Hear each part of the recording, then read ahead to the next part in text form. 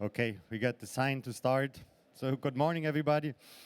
And thank you for being here. I know it's not always the easiest part of the day, getting up for the first session in the morning.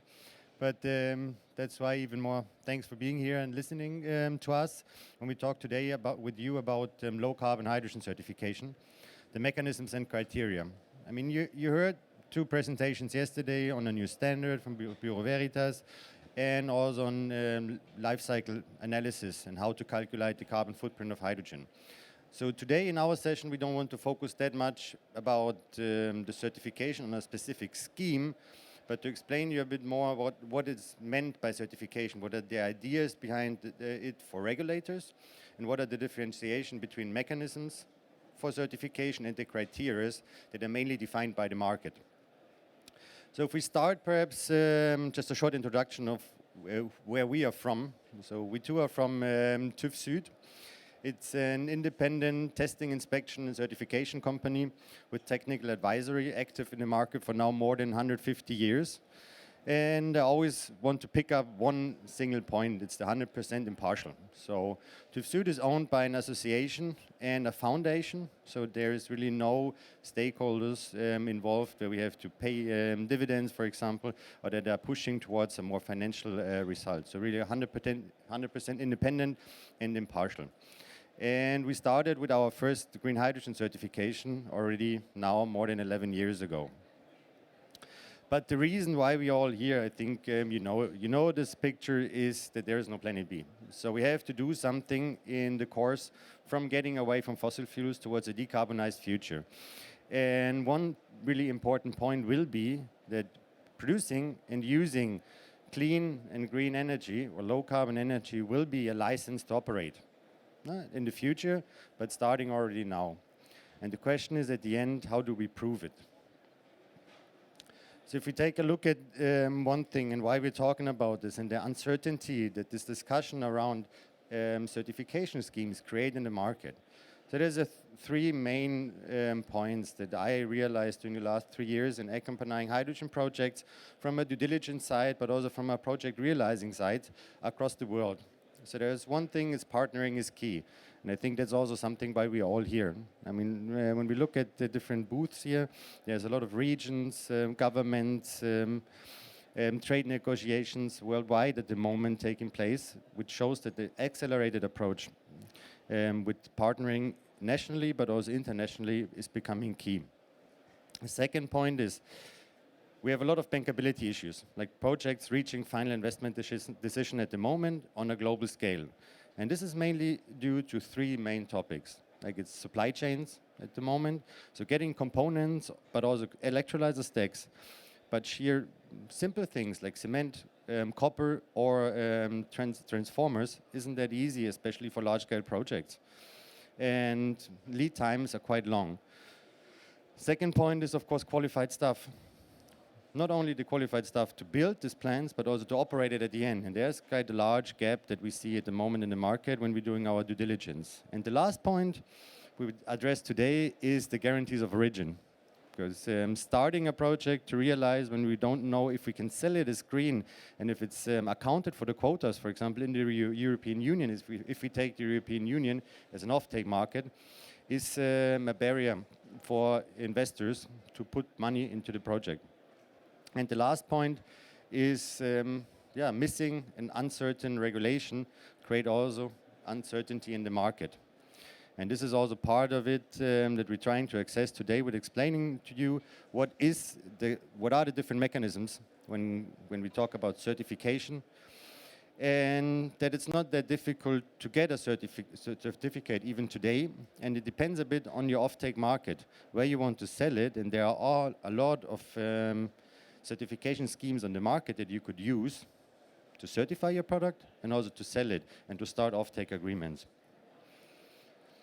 But the challenge that we address is how can we prove that our Power-to-X plant, the hydrogen or the derivatives that we produce are compliant with standards and fulfill the criteria, for example, that we aim to prove to our customers or that is given by the regulations, and that we then also can claim a higher and more proficient market value.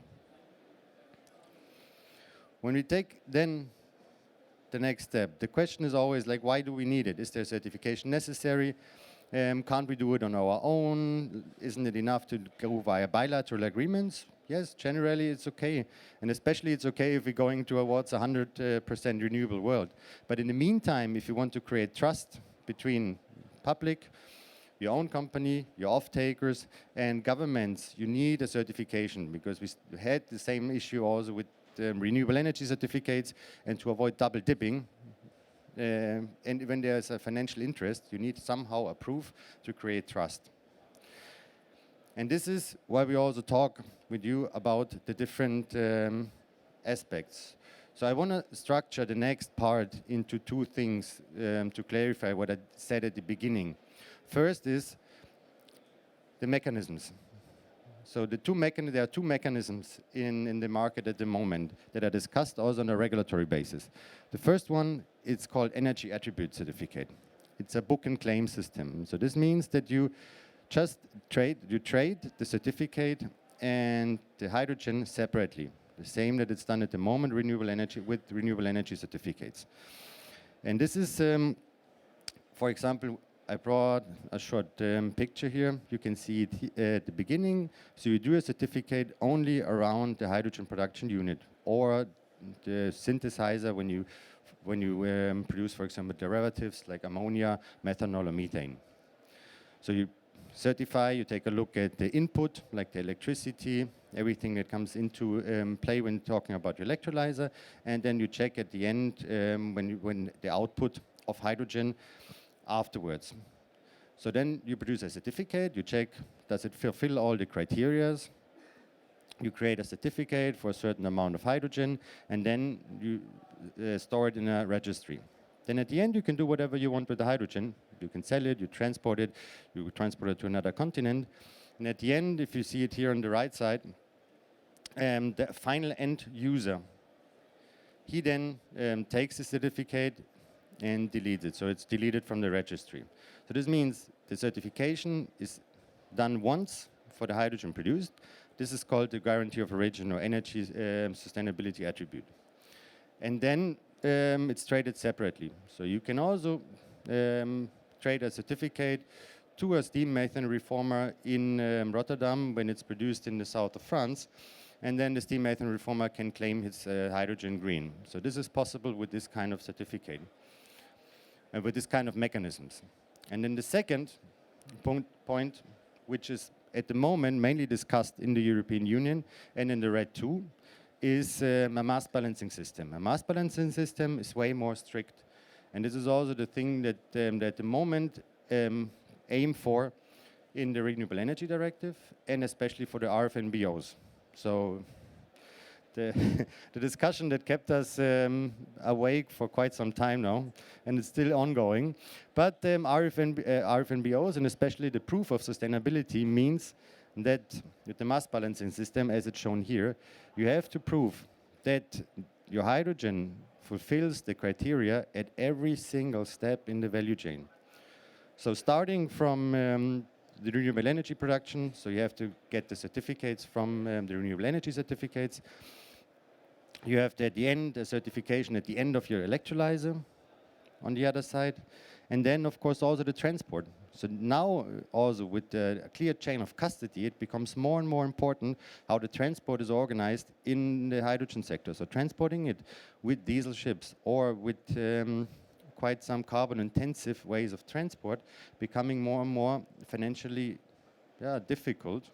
Because at the end, the final off-taker needs to prove, or the final vendor needs to prove that his hydrogen still fulfills the criteria. So the longer the transport is, the more CO2 you gather, and the more likely it becomes that your hydrogen won't fulfill the criteria at the end.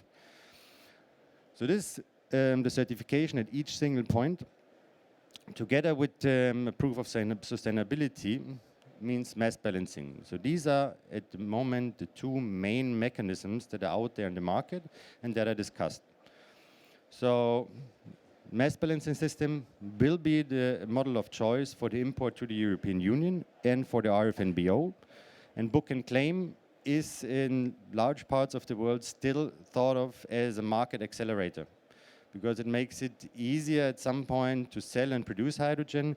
And they realized also, that's why they voted also, the parliament voted against all the additionality criteria at the end, because they realized also that with book and claim, at the moment during the market takeoff, it can't even help in reducing the carbon footprint, because you don't have to transport the hydrogen via diesel ships from, for example, the Middle East to Europe. You can just sell the certificates and use the gray hydrogen we have here in the European market. So in the total carbon balancing, this could even help accelerate the market. But now from the mechanisms to the criteria. And for the criteria, we brought, to explain this, we brought our own standard, CMS 70. And to explain this a bit more, I hand over to my colleague. Thank you very much. Thank you all of you for coming in. So after speaking about the two mechanisms, we will speak about a little bit CMS 70, which is our internal standard in TÜV. They are so separated in two pieces, two products, let's say, because of two mechanisms, two different mechanisms. So the first one is the green hydrogen basic certification, which is based on the first mechanism, so book and claim mechanism. To consider the hydrogen as green hydrogen, we first need a renewable source of energy, which can be electricity from a renewable source, so proved by guarantee of origin. It can be biomethane, with a proof certificate from biomethane registry or proof of sustainability. Or it can be biomass also, based on the proof of sustainability.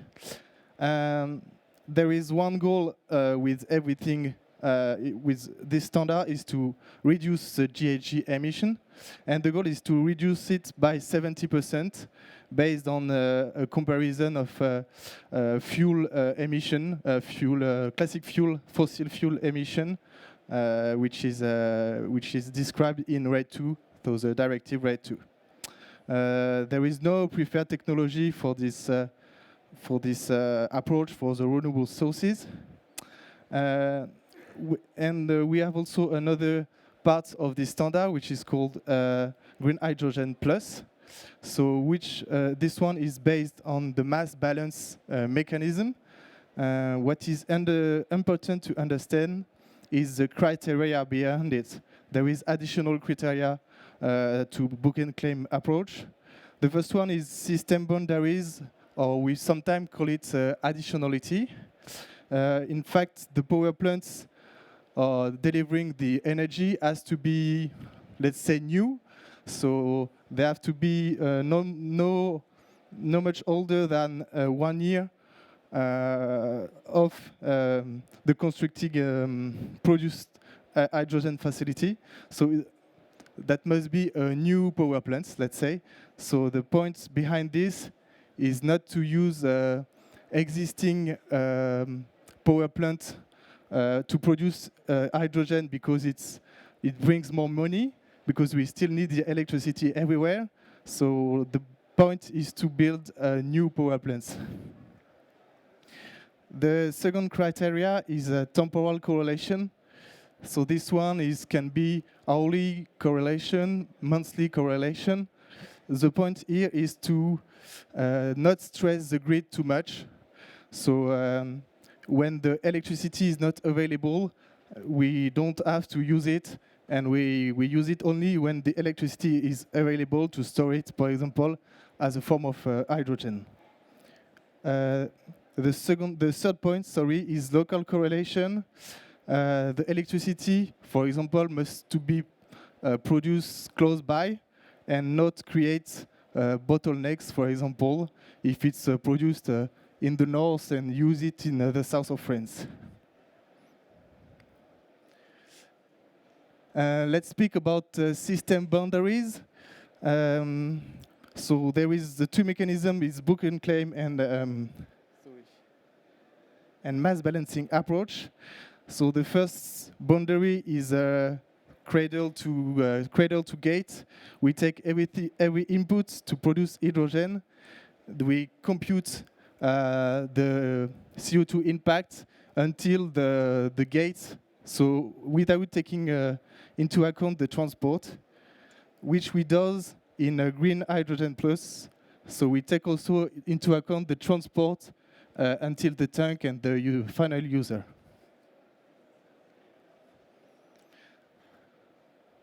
I let you go ahead with the several certification we can offer with TÜV. Okay, so the main thing, there's a lot of certifications out in the market already. So as I mentioned, there was one new from Bureau Veritas presented yesterday. There's ISCC Plus. We have our own standard for 10 years, Red Cert Chem. So, and this creates also a bit of confusion. And all of them, like almost all of them, are still voluntary schemes. So there's no mandatory one now already there from, for example, the European Union, which makes it in some cases a bit, or creates a bit of uncertainty. But the idea behind this presentation was also to show you that the markets define the criteria. Like the criteria for the standards are defined by the markets. And if you anticipate the criteria or the needs of the market, for example, as mentioned before, grid bottlenecks that are also already causing quite a lot of troubles in the European electricity supply system on the one side, or the hard battle in different European countries to create more windmills, more photovoltaic plants at the moment. If you anticipate that, you can build your plant, if it's greenfield or even it's brownfield, quite well in a way that will fulfill the criteria of the different markets. And this is the idea behind it. And the second one, and perhaps the last one, so that we have at least the last slide, so that we have at least hopefully some time for questions, is we know that there is a lack of auditors. Once we will have the RFNBOs and Delegated Act finalized, it will become mandatory to certify your hydrogen. If you want to account it for the quotas, for example, in transport sector, and as you probably know also in the RED II discussions, also fixed quota for the industry will probably be introduced. So this means there's a large amount of hydrogen that needs to be certified. And even if I would love to tell you, yeah, we can do it, all of it, I know that it won't be the case. So we're desperately trying to build up auditors, bring them in, but there will be a large lack of auditors. So this will be also a bottleneck, not only the supply chains, qualified staff also on our side, or the tech industry in general. So that's why we're trying also, for example, with partners like Siemens Energy and the German Energy Agency to create an automated blockchain-based certification platform. We can really track it transparently through the complete value chain so that the certificates can be traded also on the platform and tracked, because this is the only way we see really to tackle this amount of certification that will be needed in the near future. So that's it from our side. Thank you very much for your time and your interest. And I hope we still have some time for questions if there are some.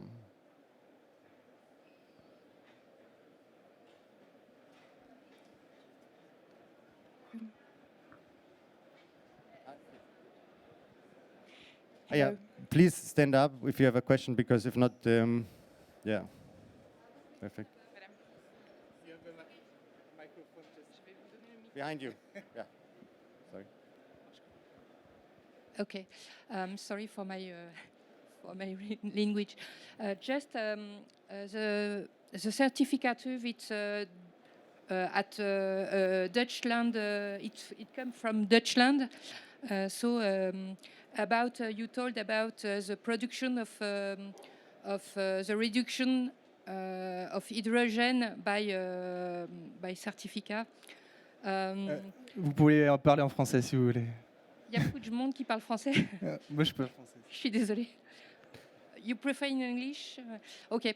Le certificat TÜV, qui est d'origine allemande, dit que quand c'est par vaporeformage, c'est une réduction de 60% pour avoir le certificat de réduction de l'empreinte carbone, 75% si c'est produit par de l'électricité, sauf qu'en France, on a une électricité qui est quand même très décarbonée. Est-ce que ça, c'est pris en compte dans la certification TÜV, puisque vous êtes TÜV France, à propos de cette baisse de l'empreinte carbone, d'autant plus que l'Europe a intégré le nucléaire dans les énergies de transition? Dans le standard CMS 70, effectivement, c'est pris en compte l'intensité en émissions carbone de la source électrique. Donc oui, la réponse est oui, ça pris en compte. Ça n'a pas besoin d'être 100% renouvelable, quoi. Donc on est quand même à 75% de baisse de l'empreinte carbone avec le certificat. Oui. Au total, parce qu'après il peut y avoir plusieurs entrants, mais oui, l'électricité, c'est pris en compte comme ça, effectivement. Ouais. Et par rapport au certificat, là actuellement, le certificat, quand on a un certificat d'hydrogène vert, il est uniquement sur l'énergie qui est utilisée et sur la production, mais pas sur le transport et tout ce qui en a, tout ce qui est en aval. On va remettre la slide. Comme il y a deux approches, il y a l'approche book and claim et il y a l'approche mass balance. Si on choisit la première approche, effectivement, on ne prend pas en compte le transport et ça a un scope limité. Ça a certains avantages, surtout s'il n'y a pas de transport, donc on n'en a pas besoin. Par contre, ça ne répondra pas forcément à tous les points de la directive RED 2 si jamais on a besoin de cette directive. A contrario, si on choisit par exemple le Green Hydrogen Plus, qui est plus proche de la directive en l'occurrence, là on va prendre en compte toutes les étapes de la supply chain et notamment le transport.